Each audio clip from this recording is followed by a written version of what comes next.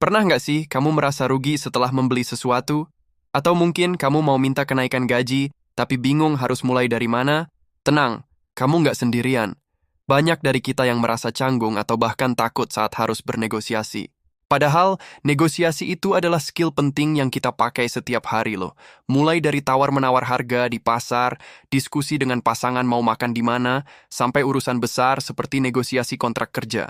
Nah, di video kali ini, kita akan bongkar rahasia-rahasia negosiasi yang bisa bikin kamu lebih percaya diri dan tentunya mendapatkan hasil yang lebih baik.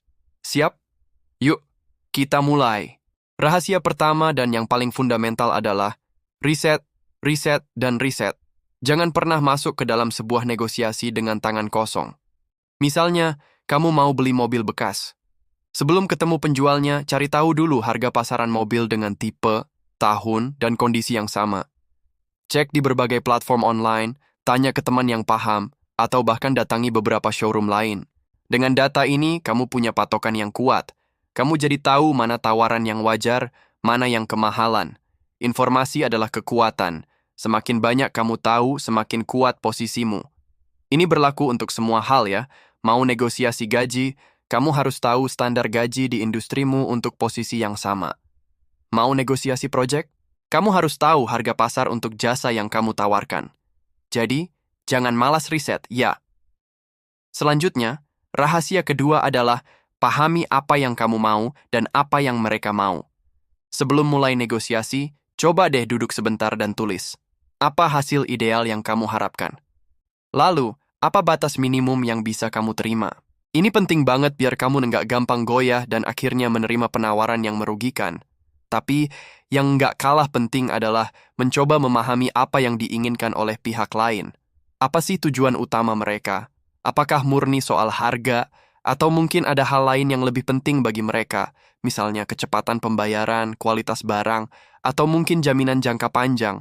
Dengan memahami kebutuhan mereka, kamu bisa menciptakan solusi yang sama-sama menguntungkan, atau yang biasa disebut win-win solution. Misalnya, mungkin mereka nggak bisa turun harga lagi, tapi mereka bisa memberikan bonus atau garansi tambahan. Ini adalah cara negosiasi yang elegan dan membangun hubungan baik untuk kedepannya. Rahasia ketiga, dan ini sering banget dilupakan, adalah jangan takut untuk diam. Betul, diam. Dalam negosiasi, seringkali kita merasa harus terus bicara untuk mengisi kekosongan. Padahal, jeda atau keheningan sesaat bisa menjadi senjata yang sangat ampuh. Coba deh, setelah kamu memberikan penawaran, diam sejenak.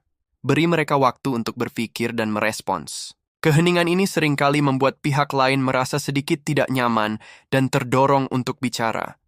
Dan seringkali, apa yang mereka katakan selanjutnya adalah konsesi atau tawaran baru yang lebih baik untukmu. Selain itu, diam juga memberimu kesempatan untuk mendengarkan lebih saksama dan mengobservasi bahasa tubuh mereka. Jadi belajarlah untuk nyaman dengan jeda. Rahasia keempat, selalu bersikap tenang, sopan, dan profesional. Ingat, negosiasi itu bukan ajang adu urat atau pertarungan ego. Kalau suasana menjadi panas dan emosional, biasanya nggak akan ada hasil yang baik. Kalaupun kamu merasa sedikit ditekan atau lawan bicaramu mulai tegang, tetaplah tenang. Gunakan bahasa yang positif dan fokus pada solusi, bukan pada masalah. Hindari menyalahkan atau menyerang personal. Ucapkan hal seperti, saya paham posisi Anda, bagaimana kalau kita coba cari jalan tengahnya?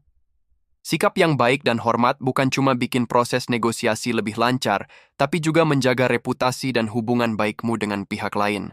Dan yang terakhir, rahasia kelima, jangan pernah takut untuk mengatakan tidak dan pergi. Kamu harus siap dengan kemungkinan bahwa kesepakatan mungkin tidak akan tercapai, dan itu tidak apa-apa.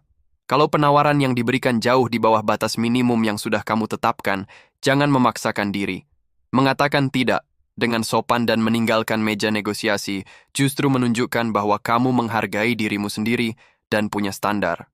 Kadang, langkah inilah yang justru membuat pihak lain berpikir ulang dan kembali kepadamu dengan penawaran yang lebih baik. Ingat, kesepakatan yang buruk lebih merugikan daripada tidak ada kesepakatan sama sekali. Nah, itu tadi, 5 rahasia negosiasi yang bisa langsung kamu praktikkan. Mulai dari riset yang mendalam, memahami kedua belah pihak, memanfaatkan kekuatan diam, menjaga sikap profesional, sampai berani untuk pergi. Negosiasi itu adalah seni, dan semakin sering kamu berlatih, kamu akan semakin mahir. Semoga tips-tips ini bermanfaat ya. Coba deh praktikan di kesempatan negosiasi kamu berikutnya dan lihat perbedaannya. Kalau kamu punya tips negosiasi lain yang jitu, jangan ragu untuk berbagi di kolom komentar di bawah ya. Kita bisa saling belajar. Terima kasih banyak sudah menonton video ini sampai selesai. Jangan lupa untuk klik tombol like jika kamu suka video ini, subscribe channel ini, dan nyalakan lonceng notifikasinya biar nggak ketinggalan konten-konten bermanfaat lainnya. Sampai jumpa di video berikutnya.